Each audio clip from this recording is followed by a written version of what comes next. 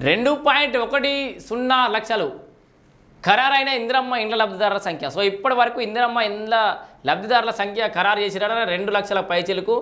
So ఖరారైన Indiramma ఇండ్ల లబ్ధిదారుల సంఖ్య వచ్చే నెల 10లోగా మిగతా జాబితా సిద్ధం. సో నెక్స్ట్ మంత్ 10 తారీఖు వరకు ఇంకా ఫైనల్ జాబితా సిద్ధమవుతుందట.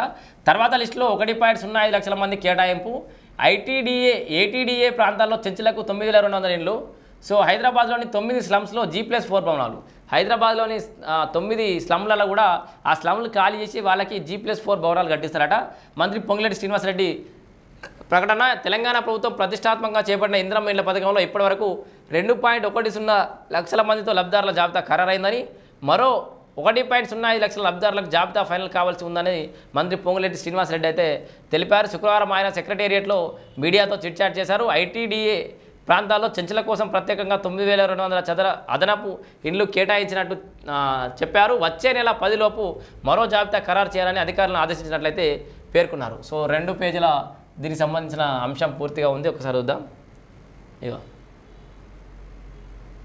ఇప్పటి వరకు 2.10 లక్షల మంది ఇందిరమ్మ లబ్ధిదారుల జాబితా ఖరారైందని మంత్రి పొంగులేటి శ్రీనివాసరెడ్డి అన్నారు. మరో 1.05 లక్షల మంది లబ్ధిదారులను సో ఎక్కడ ఉన్నది ఇక్కడ ఉంది సేమ్.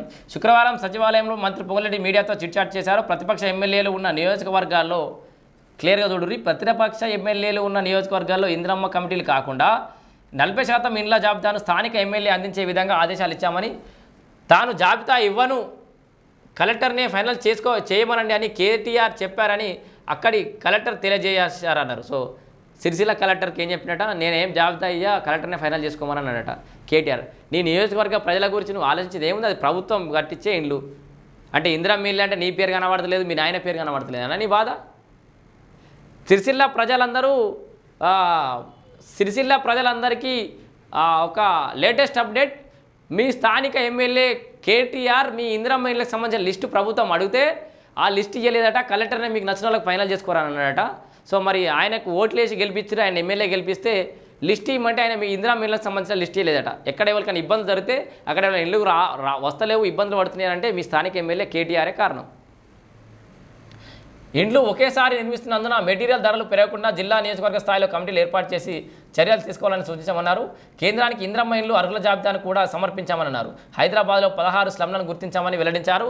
మొదట 9 ప్రాంతాల్లో త్వరలోనే ఇండ్ల పనులను ప్రారంభిస్తామని, అయితే నిర్వహణ సమస్యలు రాకుండా ఉండడానికి G+4 విధానంలో భవనాలు నిర్మిస్తామని అయితే అన్నారు. సో సాదా బైరాంపై స్టే వికెట్. సో ఇది